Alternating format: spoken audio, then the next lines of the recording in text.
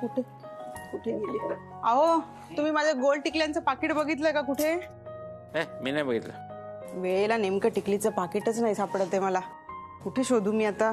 आई तुझ्या टिकल्यांचं पाकिट.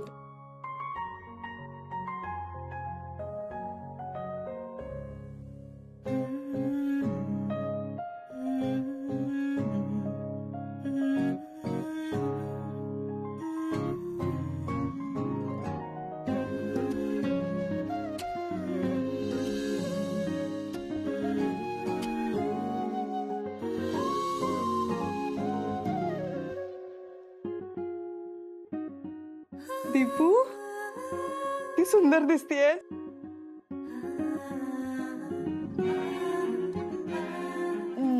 कोणाची दृष्ट नको लागायला. माझं गुणी बा. टिकल्यांचं पाकिट. अगं बाई सापडलं का? कुठे होतं ग? अगं आतमध्ये रूम मध्ये होतं. आणि मी इथे शोधत होते. बरं ऐक ना दीपू, ते ताई तयार झाली का बघ जरा. अगं ती साडी नेसते आणि दीदी तिला मदत करते बॅग भरायला. दीपू दीपू ये ना इकडे पटकन. हा आले. दीपू ही दीदी आहे ना आपली मुलखाची हळूबाई आणि ताईला असते घाई. हो आणि आपल्या घरातली चिवताई. जा तू मदत कर. आलेच. अहो चला हा ती मंडळी येतील. तुम्ही पण खूप आज छान दिसता. इश काय हो. आणि मोहनमाळ किती वर्षांनी गळ्यात बघतो मी तुमच्या. हो ना लग्नाच्या 25व्या वाढदिवशी दिली होती तुम्ही मला. आठवत आहे का? हो हो हो. आपण चला काय बोलत बसलाय. ते ताईचे सासरचे येतील कधी पण आणि मग आपली फजिती होईल. चला लवकर करा. आता झालं आता एवढं थोडंच राहिलंय. तुझा मेसेज वाचला मी. अरे पळून गेला म्हणजे काय? कार्तिक तुला ना एक काम धड करता येत नाही. आधीच बघून नाही का घ्यायचं? मला ते काही माहित नाही. जा आणि दुसरा शोधात. Hello hello Kartik. हॅलो काय झालं ताई? कार्तिक आजकाल माझं काहीच ऐकत नाही. ठीक आहे जाऊ दे. तू आज चिडचिड नको करूस. मी ना आता भाऊजींनाच सांगते थाटामाटात माझी इथून पाठवणी करून घ्यायला. अनु अगं थाटामाटात म्हणजे बरं दिसेल का ते? हे दीदी प्लीज हा तू तर बोलूच नकोस. 15 लाखाच्या हॉलमध्ये तू लग्न केलंयस आठवतंय ना? त्यामुळे प्लीज तू गप्प बस. हा ताई तुझी बॅग भरायची आहे ना बघ. आणि कधीपासून ट्राय करते चेन लागत नाहीये. हे कपडे आहेत ना हिनी भरलेत असं. कसे भरलेत पण ते एकदा आपण नीट तुम्ही सोडा मी बघते. ताई मी बघते. तुमच्याच्याने नाही होणार आहे. लाव लाव. झालं. जेमतेम 4 कपडे तर आहेत यामध्ये. तुम्हाला माहितीये काल जेव्हा मी कपाट आवरत होते ना माझं सामान काढत होते त्यावेळेला विचार केला की या घरून घेऊन जायला माझ्याकडे काय? काहीच नाही. मी काहीच घेऊन जात नाहीये माझ्या सासरी. खरंच काही नाहीये ताई? विसरलीस का? आपल्या लहानपणीच्या आठवणी आहेत. आईबाबांचे संस्कार आहेत. त्यांची शिकवण आहे. आपल्या तिघींच्या गप्पा आहेत. बाबांनी आपल्याला सांगितलेल्या गोष्टी आहेत. या घरात आपण प्रत्येक सण साजरा केलाय. खूप मजा केलीय. त्याच्या आठवणी आहेत. ताई तुला आठवतंय शाळेतून घरी येताना तुला चिंच खायची असायची तेव्हा तू हात सोडून पळून जायचीस. आणि दीदी तिला क्रॉस करायची भीती वाटायची तर बाबांनी काय केलं? बाबांनी त्यांच्या स्कूटरला साईड कार लावून घेतली. का तर आपण तिघी एकत्र असू. आणि दीदी तुला आठवतंय एका दिवाळीत बाबांनी आपल्या तिघींसाठी खूप महागडे कपडे घेतले होते. आवा काय बाहेर जाऊन शॉपिंग केली होती. तेव्हा आजी त्यांना म्हणाली होती की अरे मनोहर कशाला एवढ्या मुलींवर खर्च करतोयस, मुली ह्या परक्याचं धन असतात, त्यांचं खरं घर म्हणजे सासर असतं. तेव्हा आपले आई बाबा काय म्हणाले आठवतंय? ते असं म्हणाले की ह्या तिन्ही मुली माझ्या आहेत, हे घर त्यांचं आहे आणि ते कायम त्यांचंच असणार आहे.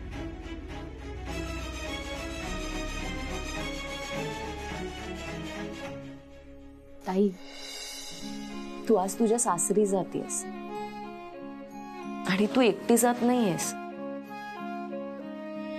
इथल्या आठवणी, आईबाबांची शिकवण, त्यांचे संस्कार घेऊन जातेस. तुझं एक नवं घर उभं करायला जातेस आणि मला खात्री आहे तू तुझं सासर गेल्या क्षणापासून आपलंसं करून घेशील.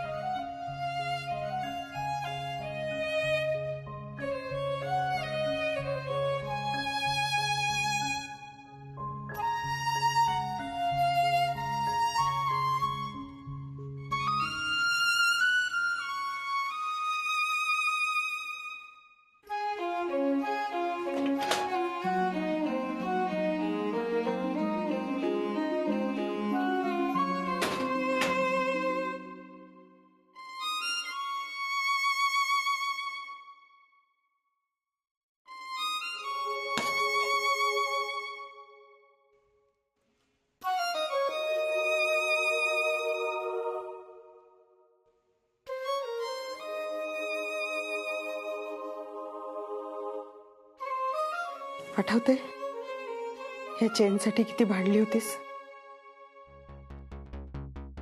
आई, मी जर या चेनसाठी भांडले नसते ना तरी ही चेन आता माझी नसती. मला एक जाणवलं, आपण आपल्या हक्कासाठी भांडलो नाहीत ना तर आपल्या घरचे पण आपल्याला जुमानत नाही.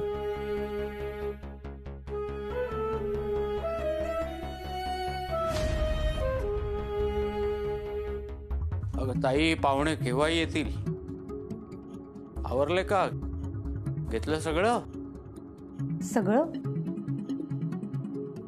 बाबा, सगळं म्हणजे काय हो बाबा? नाही, फक्त बॅग्स भरले आहेत मी, पण या घरातून घेऊन जाण्यासारखं काय हो? काहीच घेऊन जात नाहीये मी इथून.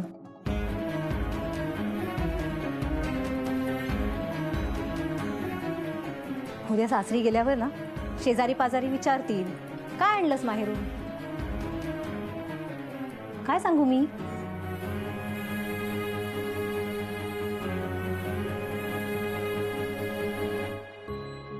बाबा, तुम्ही माझ्यावर ना कधी प्रेमच केलं नाहीये, काहीच केलं नाहीये तो तुम्ही माझ्यासाठी. आयुष्यात आधीही काही केलं नाहीये आणि आत्ता जेव्हा मी सासरी चाललीये तेव्हा एक साधा दागिना पण नाही करत आहात.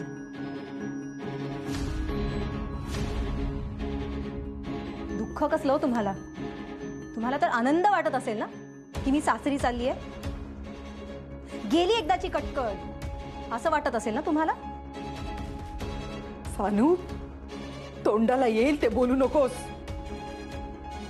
अगं, तुझ्या सासरची मंडळी इतकी चांगली आहेत ना की त्यांनी एक गोष्ट नाही मागितली आपल्याकडे, आणि तरी तुझी हाव अजून संपत नाहीये. आई, याला हाव नाही म्हणत, प्रॅक्टिकल थिंकिंग असं म्हणतात. तुम्ही तर या घरामध्ये ना माझा मान सन्मान कधी केलेलाच नाहीये. निदान 4 गोष्टी घेऊन जर मी त्या घरी गेले ना तर माझा मान सन्मान होईल. शेजारचे पाजारचे जेव्हा विचारतील की माहेरून काय आणलंय तेव्हा माझं काहीतरी कौतुक होईल ना तिथे. पण नाही. कोण आहे ती लोक? मुळात मुलगी सासरी काय घेऊन आली आहे, किती दागिने घेऊन आलेत हे बघणारी जी माणसं असतात ना ती वाईट प्रथांना जास्त प्रोत्साहन देतात. आणि मुळातच ना स्वतःच्या घरी काय सुरू आहे त्यापेक्षा दुसऱ्याच्या घरी काय सुरू हे बघण्यात लोकांना जास्त रस आहे. देबू तू तर राहू देता. ते काय ना, आपलं अख्खं आयुष्य गरिबीत गेलंय, त्यामुळे श्रीमंताच्या घरी गेल्यावर थोडेफार बदल करावे लागतात हे तुला नाही समजणार. आणि नवीन घरी गेल्यावर ना, आपलं अस्तित्व तिथे तयार करण्यासाठी ना या सगळ्या गोष्टी खूप महत्वाच्या आहेत, पण तुला नाही समजणार.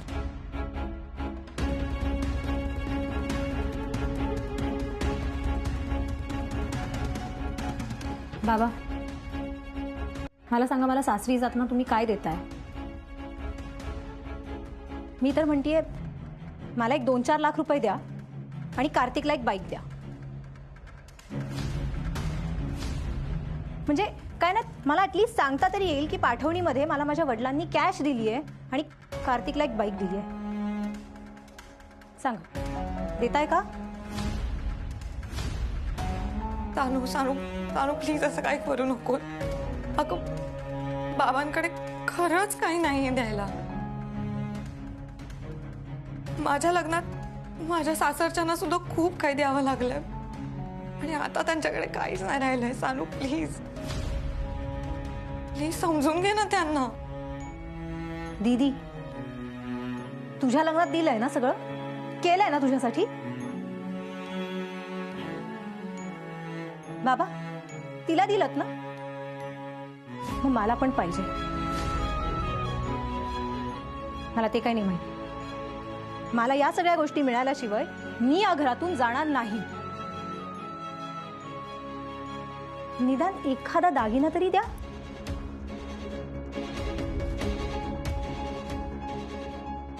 दागिना हवाय ना तुला? आई नाही, आई थांब दीपू, तिला दागिना हवाय ना? आई अगं काय आई नो. दागिना हवाय तुला? हा घे दागिना, ठेव तुझ्याकडे. पण एक लक्षात ठेवा सानू, या दागिन्याला ना काहीच मोल नाहीये.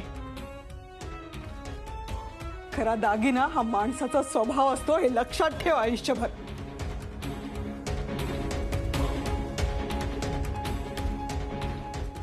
नशीब समजा एका दागिन्यामध्येच भागतंय तुमचं. मी पळून जाऊन लग्न केलं नसतं ना, तर एका दागिन्यावर भागलं असतं का तुमचं?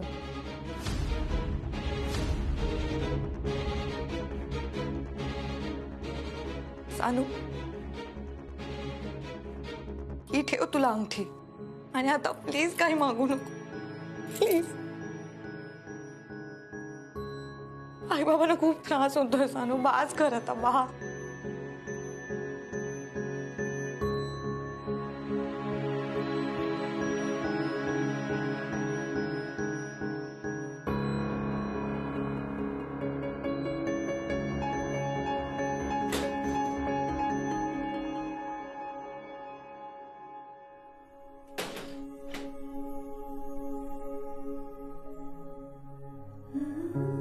माझ्याकडे तुला द्यायला मागणं असं काहीच नाहीये, पण या ओढण्या ठेव. यापुढे ओढण्यांवरून आपली भांडणं होणार नाहीत ना.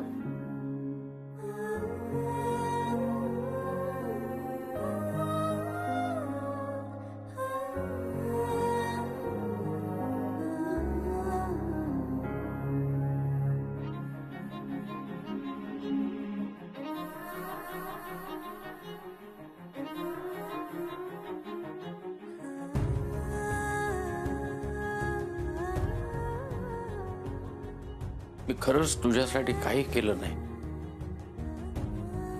आणि जर केलं असतं तर आज जशी वागलीस तशी वागली नसतीस. तुझ्यासाठी काही केलं नाही ना मी. मला ना करता बाप ठरवलंस, त्यामुळे आज तुझ्यासाठी माझ्याकडे काही नाही. पण तुझ्या पोटात जो जीव वाढतोय त्यासाठी मी काहीतरी आणलंय.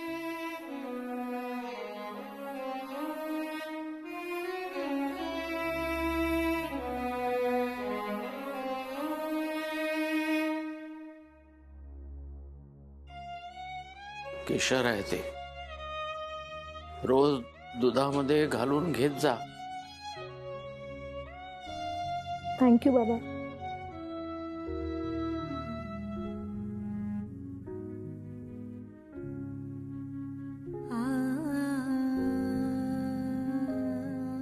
ताई, आणखीन एक, या घराचं दार तुझ्यासाठी कायम उघडं राहील.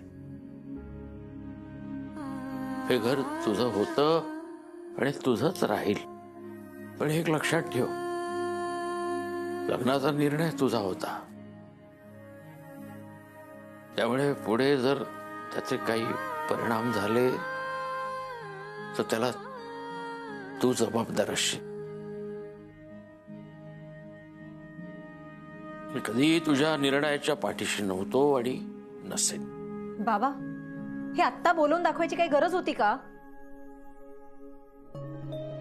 तुम्ही मुद्दाम करताय ना हे सगळं? अहो, मी आता सासरी चालली, आत्ता तरी धड बोला ना माझ्याशी. तुला तरी हे सगळं बोलण्याची आता गरज होती का?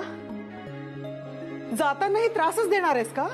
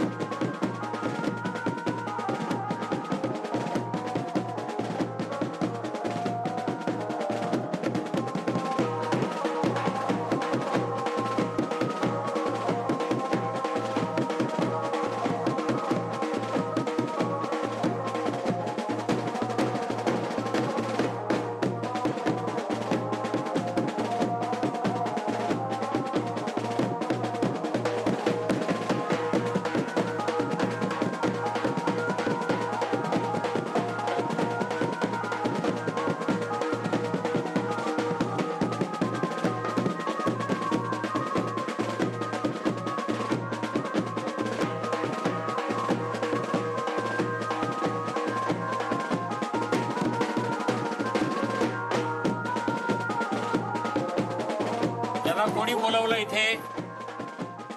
लग्न साधेपणानं करायचं असं ठरलं होतं ना आपलं. ताई, सानू सानू काय चाललंय? हे कोणी बोलवलंय यांना? सानिका, सानिका अगं, या अशा अवस्थेमध्ये नको नाचूस तू. सानू अगं, सानू काय चाललंय? मी काय विचारते? सानिका, मी काय विचारते तुला? आपण साधेपणाने सगळं करायचं असं ठरलं होतं ना? मी बोलवलंय त्यांना. तुम्ही थाटामाटात माझी नव्हता ना करणार पाठवणी. मी माझं बघून घेतलं. जातिक!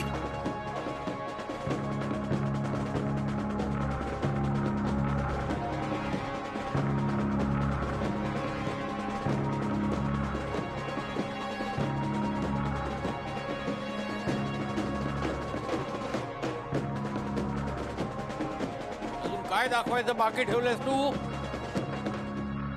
का आमच्या अब्रूचे धिंडवडे काढतेस? बोललो होतो ना, कार्तिक साळगावकर काही विसरत नसतो. माझी लाच काढली ना सगळ्यांसमोर. देशपांडे मास्तर आज तुझ्या पोरीला पण घेऊन जाणार आणि तुझी इज्जत पण.